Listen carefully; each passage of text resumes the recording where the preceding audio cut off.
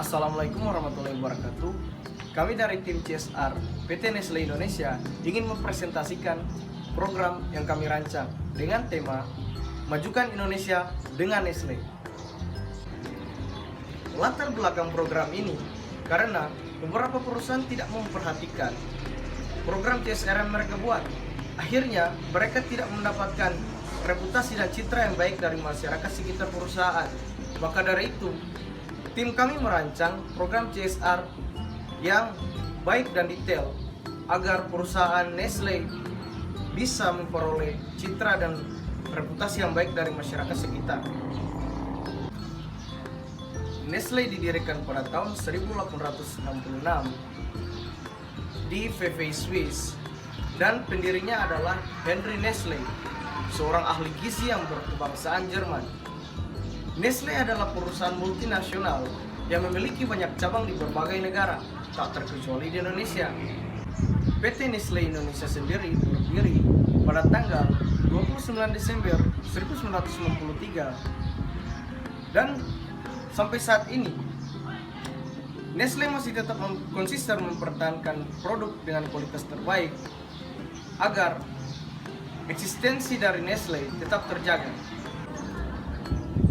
Masalah yang kami angkat dalam program ini ada 3. Yang pertama masalah stunting, yaitu gagal tumbuh. Yang kedua osteoporosis, pengapuran tulang. Dan yang ketiga adalah masalah SDM, sumber daya manusia. Nah, dari masalah ini kami memfokuskan di Sulawesi Utara, khususnya di Bola Mongondo. Dan untuk data sendiri, kami mengambil data dari beberapa situs-situs yang dapat kami percaya. Program CSR dari PT Nestle Indonesia sendiri terbagi dalam beberapa sektor. Ada sektor pendidikan, sarana prasarana, kesehatan, kelestarian lingkungan, dan bantuan sosial lainnya. Baiklah, saya akan melanjutkan presentasi dari teman saya. Di sini saya akan mempresentasikan tentang program-program apa yang akan dilaksanakan oleh PT Nestle Indonesia ini. Nah, dari yang pertama yaitu adalah dari sarana pendidikan. Yang pertama yaitu PT Nestle Indonesia ini dia akan membagikan kepada 60 mahasiswa dari yang berprestasi dari tingkat SD, SMP, dan SMA. Masing-masing tiap tingkat itu diambil 20 orang. Dari SD 20 orang, SMP 20 orang, dan SMA 20 orang. Di sini jenjang siswa SD itu akan mendapatkan beasiswa sebesar 400.000 dan siswa SMP 600.000 dan SMA 800.000.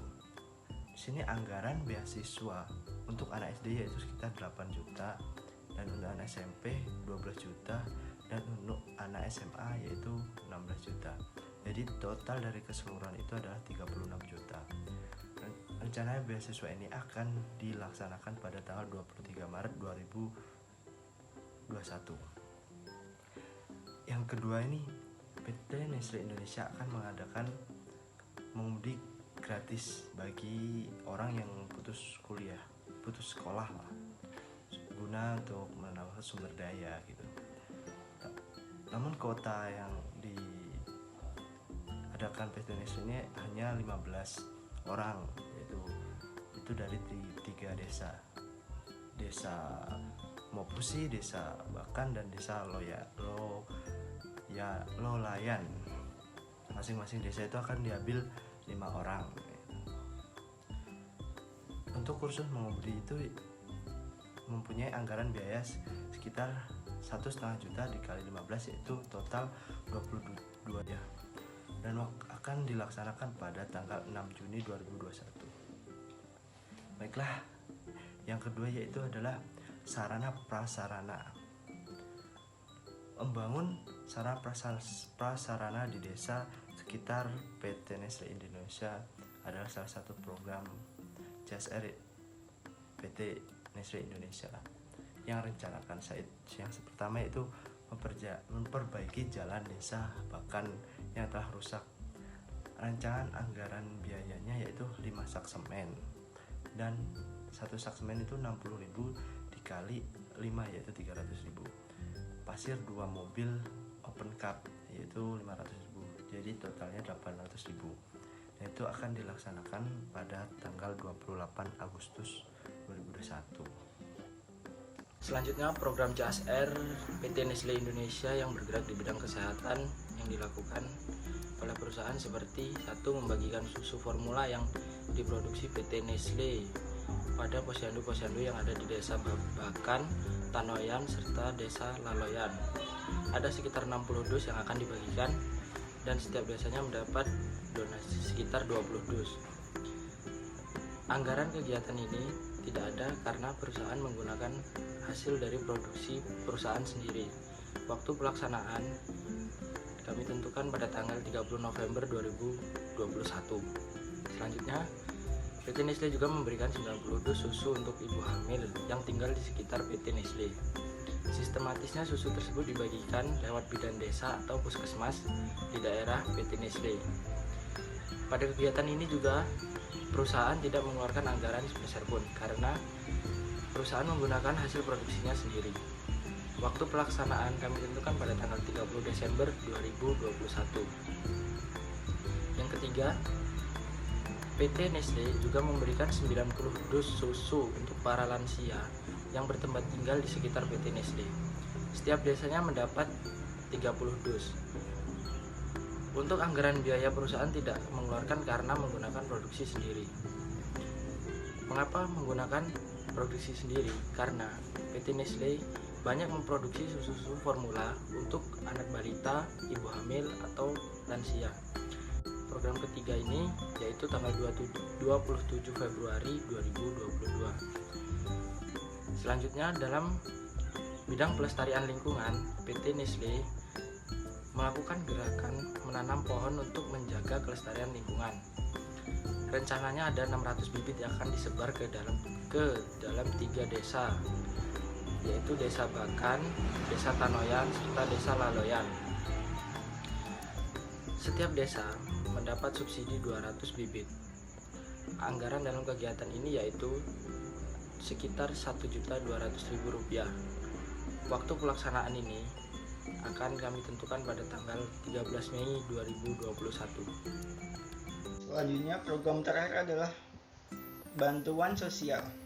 Program ini memberikan bantuan sosial kepada masyarakat yang kurang mampu dan atau yang sedang terkena bencana.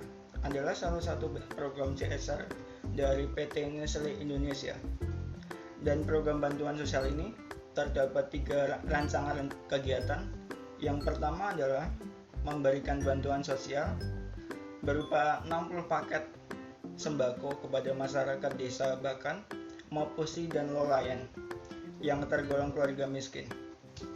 Rencananya masing-masing desa mendapatkan 20 paket dan untuk penyalurannya kami akan mengambil data dari kepala desa siapa masyarakat yang tergolong miskin agar bantuan sosial ini akan tepat sasaran.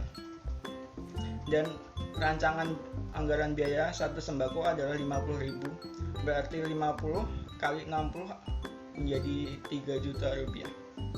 Waktu pelaksanaan program perancangan ini adalah pada tanggal 28 Juli 2022. Yang kedua adalah menyumbangkan 30 lusin masker gratis untuk masyarakat Desa Bakan, Tanoyan, dan Lolayan.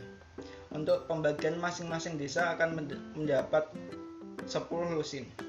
Untuk rancangan anggaran biaya 1 lusin adalah 40.000, berarti 40.000 kali 30 adalah Rp1.200.000. Waktu pelaksanaan program perancangan adalah pada tanggal 20 Februari 2021. Yang ketiga adalah memberikan sumbangan 1 lusin bola kaki dan 1 lusin bola takraw kepada para pemuda dan karang taruna Desa Bakan. Untuk rancangan anggaran biayanya adalah 1 lusin bola kaki adalah 1 juta dan 1 lusin bola takraw adalah 1 juta rupiah. Totalnya adalah 2 juta rupiah. Waktu pelaksanaan program perancangan Rencana ini adalah pada tanggal 28 Oktober 2022. Jadi seluruh anggaran yang dibutuhkan untuk program CSR ini adalah Rp66.700.000. Oke, saya akan menjelaskan tentang media komunikasi yang digunakan oleh perusahaan kami, perusahaan PT Nastel Indonesia. Ada 3 media yang digunakan untuk publikasi. Yang pertama, koran, radio lokal, dan media online. Karena di sekitar lingkungan perusahaan kami masih terdapat orang tua yang masih membaca koran dan mendengarkan radio lokal. Sedangkan media online kita sasarkan untuk anak muda yang sering menggunakan sosial media.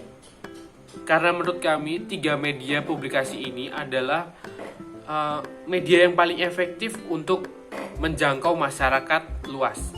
Lalu tujuan program kami adalah menjadikan masyarakat sekitar PT Nastel Indonesia menjadi semakin lebih baik agar perusahaan juga mendapat citra dan reputasi yang baik di mata masyarakat sekitar PT Nastel Indonesia. Lalu ada 3 target yang diincar oleh perusahaan kami. Yang pertama, target jangka pendek. Target jangka pendek program ini adalah bisa membantu masyarakat desa yang hidup di sekitar PT Nastel Indonesia dari segi kualitas hidup dan memperbaiki reputasi perusahaan di mata masyarakat sekitar PT Nastel Indonesia. Yang kedua adalah target jangka menengah. Target jangka menengah dari program ini adalah agar masyarakat sekitar lebih tertarik untuk membeli produk dari PT Nastel Indonesia karena sudah pernah merasakannya sendiri dan merasa cocok. Selain itu juga, program ini juga menjadi sarana promosi beberapa produk baru dari PT Nastel Indonesia untuk memperkenalkan ke sekitar masyarakat. Yang ketiga ada target jangka panjang. Target jangka panjang dari program ini adalah membuat masyarakat sekitar PT Nastel Indonesia bisa memperbaiki kualitas hidup mereka baik dari segi gizi maupun sumber daya manusia. Guna ketika nanti saat PT Nastel Indonesia butuh tenaga kerja, tidak menutup kemungkinan ada dari masyarakat lokal yang diberdayakan menjadi karyawan di PT Nastel Indonesia. Jadi nantinya PT Nastel Indonesia tidak perlu lagi sibuk mencari tenaga kerja baru karena telah banyak tersedia sumber daya manusia unggulan di sekitar perusahaan kami. Jadi nanti perusahaan dengan masyarakat akan saling menguntungkan satu sama lainnya.